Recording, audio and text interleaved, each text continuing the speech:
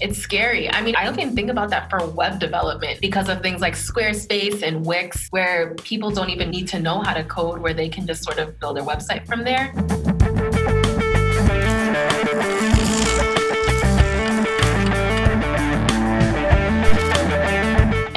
Like, are they going to automate that? Like, are people just going to be able to customize their websites exactly as need be without web developers? And it's like, okay, in that case, then now you have to be the one to produce something like a Wix or a Squarespace.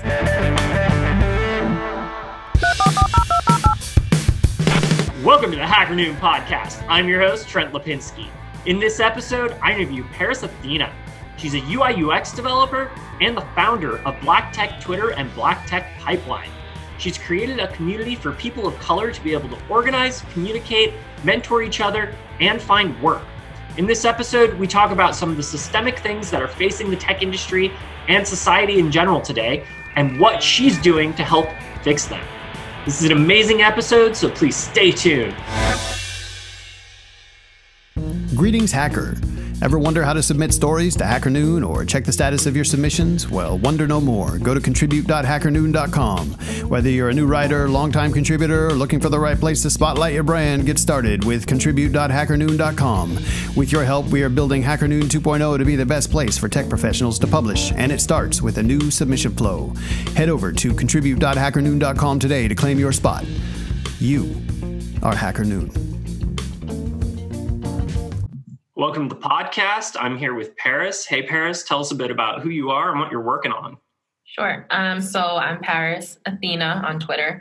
So I'm a front-end developer. I use React and React Native. I'm also a creator of Black Tech Twitter, which is a movement bringing awareness to the lack of Black and brown faces in the technology industry.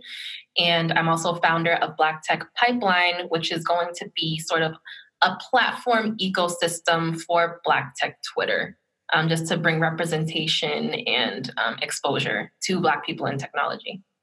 Awesome. So what got you into programming and tech?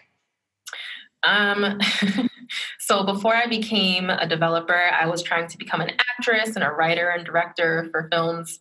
And none of that worked out for me. So in turn, I became a wax specialist, which is literally I was waxing body hair off of people.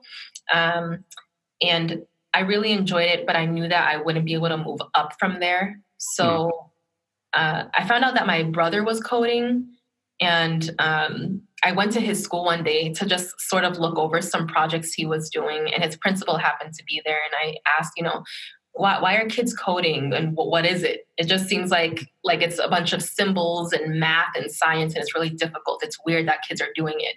And the principal explained to me, in this age, everything is technology driven. And if you don't have some type of technological background, you're going to be left behind. And when he told me that, I was like, you know what? As a wax specialist, I'm actually losing clientele to laser, because laser removes hair permanently. And so that just sort of clicked for me. And I was like, oh my God, I really need some type of technological background. And then I got into coding. I entered a boot camp. Awesome. And you're focusing primarily on front end and UI and UX? Yes. Yep. And what kind of led you in that direction? Because it seems like you've kind of got a creative side to you. So were you able to kind of apply that to the front end? So when I got into the bootcamp, they were only teaching front end, so HTML, CSS, and JavaScript, and I wasn't aware about back end or middleware. I wasn't aware of any of that. So that's just the first thing I learned. But I do like front end because it's visual, and as a creative person, I like to see what I'm doing, and I really enjoy getting a design from a designer and bringing it to life. I enjoy that stuff, and I don't know how much I'd enjoy back end as much. But yeah, I'm sticking to the front end for now.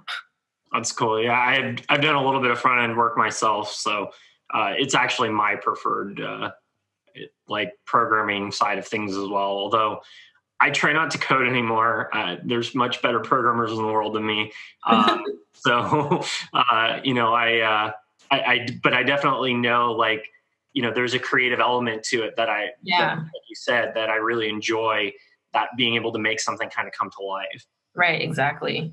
Yeah, there's this whole misconception. That's what I thought, that coding was just going to be super difficult, but it's not. It's actually very artistic. So, anyone can do it. Yeah, no, for sure. I mean, I think I first started learning to code when I was like in 7th or 8th grade.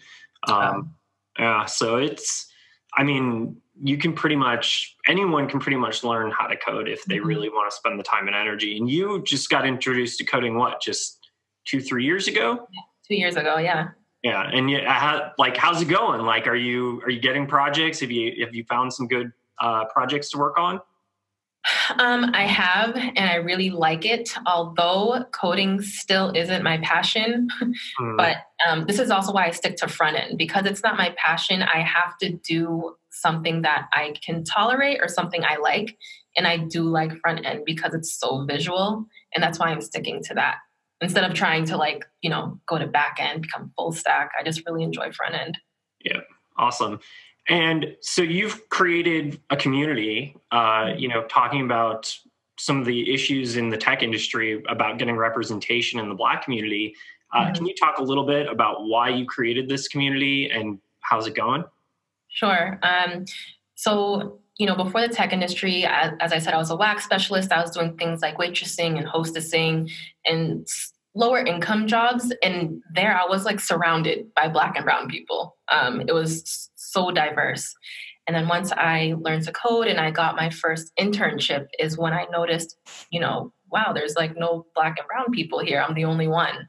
And then that progressed as I got my first job as a developer. I was the only Black person in the entire company. And I found that to be strange. And then I was dealing with little microaggressions and, just dealing almost with racism at work and being sort of exiled, if I felt like I didn't feel included at all. So I got on Twitter, and that's where I noticed that there's a lot of Black and brown developers, but I don't ever see these people at meetups. I don't see them at conferences. I don't see them at work. So that's why I tweeted the question, what does Black Twitter in tech look like? And then, it kind of blew up. And I'm like, oh my God, there's so many Black and brown people in tech. But I didn't know that because we don't have exposure to each other until we got online, which is the beauty of the internet. So let's talk about some of the systemic issues of what's going on. Because as you said, when you started getting into, your boot camp and that kind of thing, you found yourself to be the only person in this situation. And you said you've come into some situations of racism. So for the audience, can you kind of outline some of those experiences and what you've been through and the challenges that's presented for you? Yeah. So there's tiny things, which we call microaggressions. And it's I would be left out of conversations or things would be said around me that they're triggering. And you wouldn't normally say that I guess if you had some type of awareness, there's things you keep to yourself that you don't say out loud because it's going to affect someone. So there's been times where, I'm in an elevator surrounded by these white women that I worked with, and they would say things like, oh, I had to drive through this neighborhood and it was so scary. I had to lock my doors. Or they would talk about, again, on neighborhoods and say things like, ew, I would never live there. Ew, it's ghetto. They're just that you don't say that. And I'm from a really wealthy city, actually, but as a Black person and that these places are full of people who look like you, that hurts, and it's you're trying to stay away from people who look like me, and as if we're not of value, we're not worthy, and I don't like that. There's a big one. A woman told a story to her friends where I worked. She was saying that she called the cops on a Black man who was Uber. She found out he was Uber Eats, but she called the cops because he accidentally rang her doorbell. And she said she opened the door and she just saw a Black man and she slammed the door and she called the cops. And, that's why Black men get killed by police, is because of situations like that. And that's not funny. And they were all laughing, and I don't know. Greetings, hacker. Ever wonder how to submit stories to Hacker Noon or check the status of your submissions? Well, wonder no more. Go to contribute.hackernoon.com. Whether you're a new writer, longtime contributor, or looking for the right place to spotlight your brand, get started with contribute.hackernoon.com. With your help, we are building Hacker Noon 2.0 to be the best place for tech professionals to publish, and it starts with a new submission flow. Head over to contribute.hackernoon.com today to claim your spot. You are Hacker Noon. Well, it's one thing for that to happen, and it's another thing for them to then talk about it at work in front of you as if it's normal. Right. Okay, that's just crazy to me. Yeah.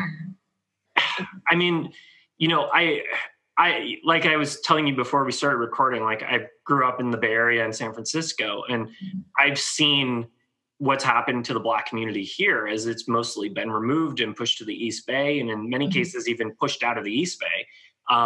And it's just horrible that we still have kind of this systemic, well, not that that we still have systemic racism taking place in this country.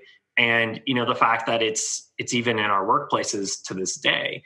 And what is it for you? Are these people just not aware, or is there still an inherent racism? What is it? I think it's a mix of both. I think that they're not aware, and it's almost like if you're not going to take the time to understand, how could you be aware? If something's not your problem, you're probably not going to pay attention to it. So you're not going to understand why it is a problem and how you can help. And then there's times where you question, it's like, are you doing this on purpose? Are you trying to make me feel uncomfortable? And as a Black woman, I can't help but feel like you are doing this on purpose, and you do want me to be uncomfortable because you don't want me to be here. And that's just what I have to jump to, because I just don't understand why you would act in this way or say these types of things around me, Yeah, it's just completely inappropriate at this point in 2019 when we're recording this. So, so let's talk about kind of the systemic problems here. So, in a lot of Black communities, access to technology is very limited. Did you experience that? I didn't experience that, but I know a lot of people who did, and I also understand why that happens. So when you come from, a lower income community, and you come from places like the projects, you tend to have a school system that just isn't that great. So because they just don't have funding, they don't have people paying attention to them, wanting to donate to them, or just thinking about them at all. So when that happens, you're going to get teachers that don't care as much. And when teachers don't care as much, that's when students, especially young students, they're kids, they become, they focused on the wrong things. And that's why things like gangs are formed, and, just that's how that all sort of happens. And, they don't get access to these resources because, again, there's just no money, and people aren't willingly going there to go and tutor and mentor these kids either. A lot of these people are scared to go to these neighborhoods. And this is all part of like systemic racism. This is all done on purpose. This is all to keep us, suppressed in these communities and unable to sort of progress and move up and catch up with the world. We're so far behind, and it's hard to say if we'll ever catch up. But that's why I created something like Black Tech Twitter, I want to help. I want us to be able to rely on one another as a community and uplift one another, and I don't know, just do what we can. Yeah. And so can you talk a little bit about what's happening in that community since you've created it? What kind of things are you seeing? What's happening? Man, there's a lot happening. So first of all, we're just connected now. It's almost like a family. We're like a giant family. We didn't know we even existed, and now we all have each other. So it's like this really great dynamic. It's super positive. And each of us have our own skill set, our own specialties. We're learning from one another. We're building businesses with one another. We're collaborating. I don't know. It's like, it's pretty amazing. But yeah, so what we want now, we kind of, while this is all online on Twitter, we want to really feel as one, where we're actually seeing each other, hearing each other speak. So that's why we're working on things like the Black Tech Pipeline platform, so that now we can schedule things like relationships with mentors, having meetups and conferences, scheduling Zoom calls to continue contributing to this one project. It's really just a feeling of being one and it being real, because it's great that it's on Twitter, but you want to, you need that to grow too.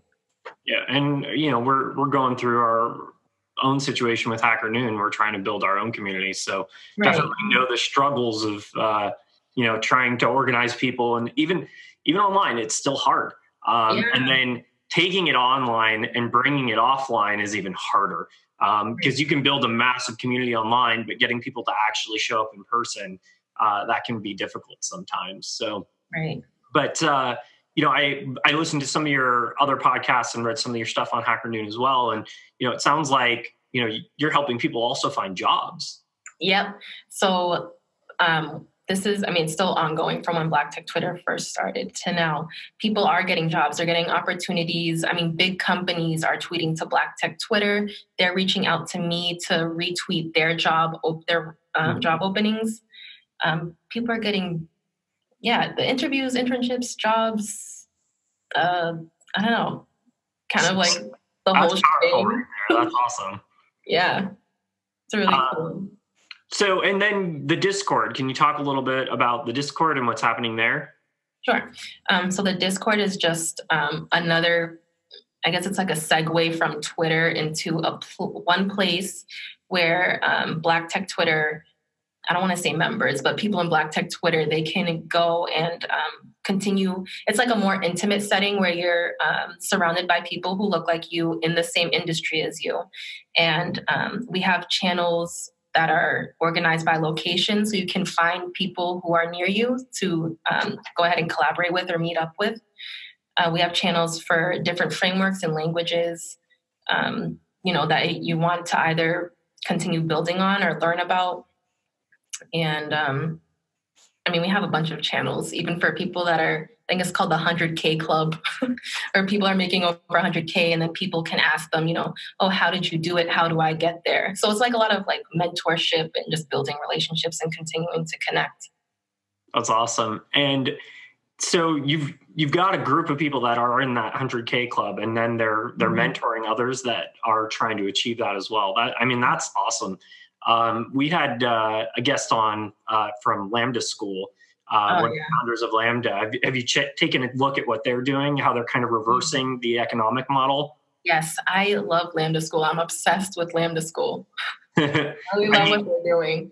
Yeah, it's a really cool model where, you basically get to go to school and, they pay you now, actually. They're actually in a stipend program. And then only after you get a job over a certain amount do you then pay back the school. And so if you don't get employment after finishing their program, you don't have to pay anything until you get a job, which I think is a really awesome idea. That is amazing. So actually the boot camp that I attended called Resilient Coders, they do the same thing, but it's not as intense as Lambda School. So like I said, it was an 8-week program. They've now extended it to, I think, 14 weeks. And now people are learning full stack, whereas I only had 8 weeks to learn front end. But they did pay me stipend to learn to code. So I got to quit my job and just focus full time on learning front end web development. So I think it's really cool. I want this to become like a model everywhere. Yeah. More boot camps, more things like Lambda School. I think that would be amazing. And it would really help people from lower income communities, and people that are underrepresented. I think this is like the perfect way to get more representation of us in this industry. Yeah. And just the other day, I was at a Bernie Sanders rally, and he asked the crowd to raise their hands if they had student loan debt. And almost half the people raised their hands. Yeah. Like, it was seriously almost half the crowd. And like, my heart just like dropped when I saw that. I was just like, what the hell? Yeah. Because we've got a serious problem in this country where people are going into massive debt to try and get an education. And then in many of those cases, they actually can't find jobs afterwards. because the traditional education system, like, I don't know, I'm a dropout, so I didn't get to finish, so I can't speak to finishing. But the reason I dropped out personally is because I was like, this is bullshit. I figured out the math, and I was like, I can go get a job right now, get paid to work under experienced entrepreneurs, make money rather than pay money to someone or to an institution that, isn't going to teach me much. Right. Exactly. So I think basically what we're talking about here is kind of a vocational education of learning how to code. And I think that's so critical and important to be able to teach people a specific skill that immediately results in work, and can take them and help them rise out of the the economic system that we have today, which is just completely screwed up. Yeah, absolutely. Yeah, no, I agree. Yeah, this needs to happen everywhere. And I mean, I know a lot of people who went to Lambda school, and they have like the most incredible jobs, and their salaries are also very amazing. I'm like, oh my gosh, like this would help so many people because the debt crisis from education. I mean, I have people who they can't move out of their parents' house because of their student loans, and I mean, that's bad. I've got friends like that too. It's bad. And then even if you can move out, you're paying ridiculous prices for rent. Right. I mean, you can't live. I mean, you can't actually enjoy your life because you're busy paying all of these bills. But especially like student loans, they are unforgiving. It's predatory. Yeah. At the end of the day, it's a predatory system, and it just takes advantage of people, unfortunately. And we used to have free college in this country. Like that was a thing. I don't know. There's so many challenges politically, and there's so many things going on both in America and abroad. And it's just, we're at this like really screwed up point in human history right now. Yeah.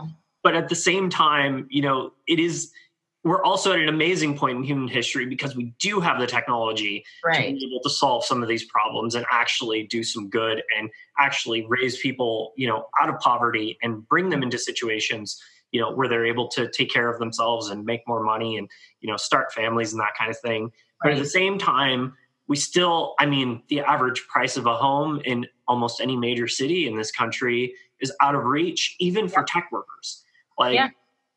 People don't seem to realize that, the upper echelon of the tech industry, people who are making, upwards of $200,000 a year are getting out competed to buy homes because they're having to face like all cash buyouts especially from billionaires from other countries. And, there's this global economic thing that's going on right now that has just been really, I don't know. It's been really bad for just Americans in general.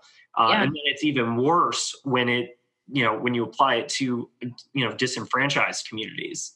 Right. I know. It's really bad. And that's the thing too. Like this type of system makes people stuck.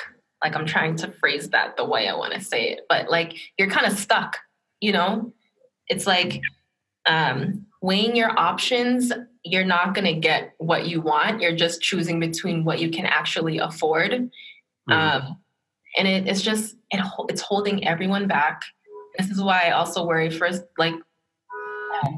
Black people, and they're coming from these lower income communities. And the other thing is they're not even aware that they can actually come into this industry that way. They don't know that because they don't have exposure to it, because they don't have resources. And without resources, you're just not aware. Yeah. And that's the other thing that's frightening. Which is so important about what you're doing is because you're helping to build awareness in this community, and you're helping to build this community and help them stay organized so that they can find work together. And mentorship is so important. I even recently, I've been mentored over the last few years by a couple different people, and I'm just now realizing how valuable those skills are that they taught me. And I couldn't have got those in in a classroom. I couldn't have gotten that experience from anyone other than someone who had experienced it themselves and then taught me. So I know the value of mentorship. It's so important. So setting up a system for mentorship of people who have been in those situations, overcome them, and then using that knowledge and teaching others is just so critical. Right. I know. I like it because also it's also nice to be mentored by someone who also looks like you and understands you.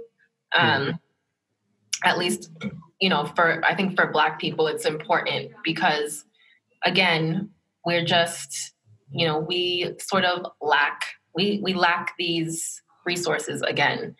And we don't know that a lot of these things exist when we're coming from these communities.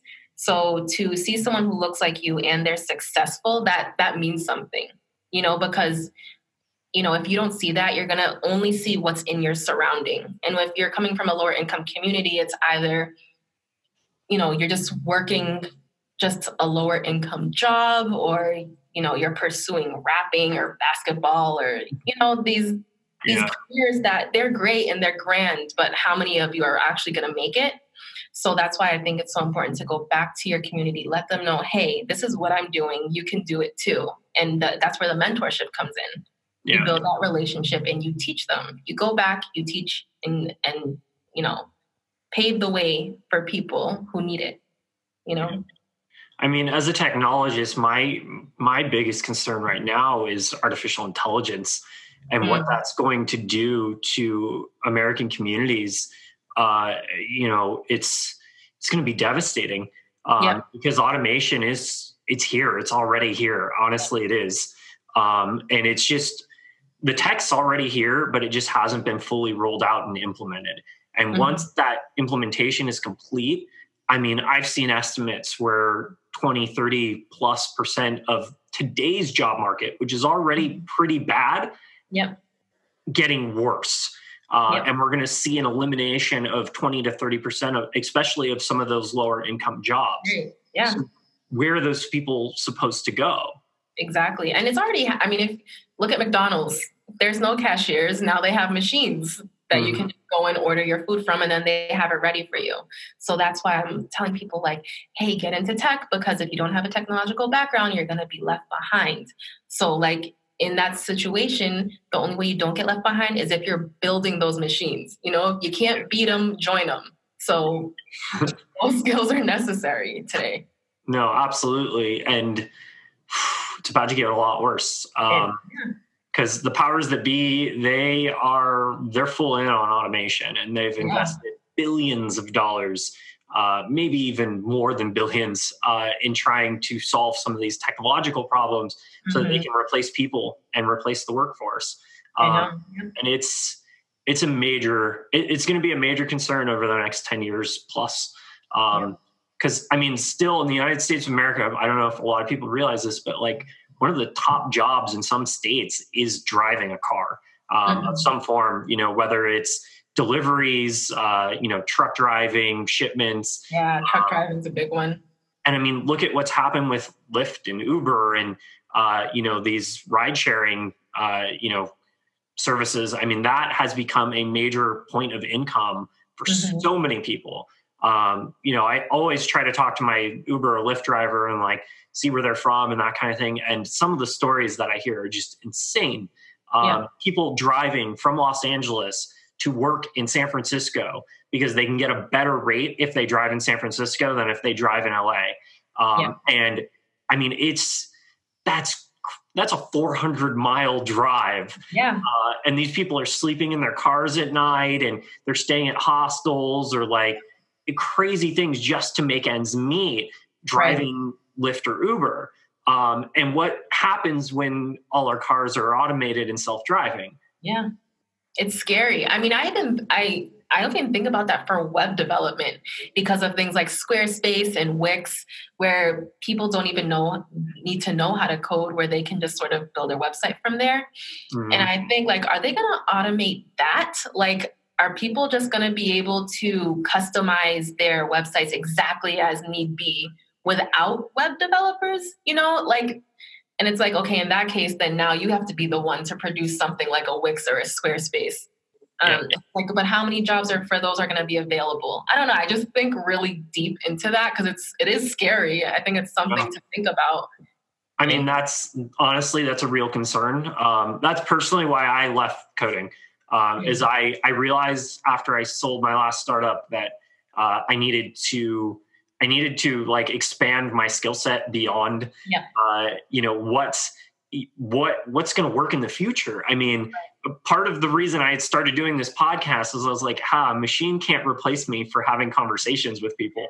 So, there's a few things, but there's only so many things that people are going to still value that other people do, because automation, unfortunately, is going to eliminate a lot of these things. And I can tell you, a lot of web design is going to be automated in the future. Yeah. And there will be AI bots that code.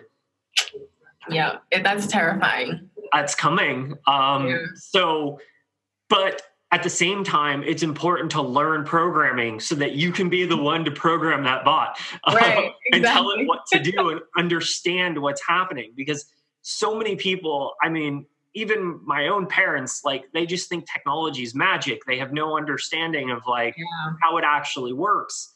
And, there's some hard math and science and, stuff going into everything that we're doing.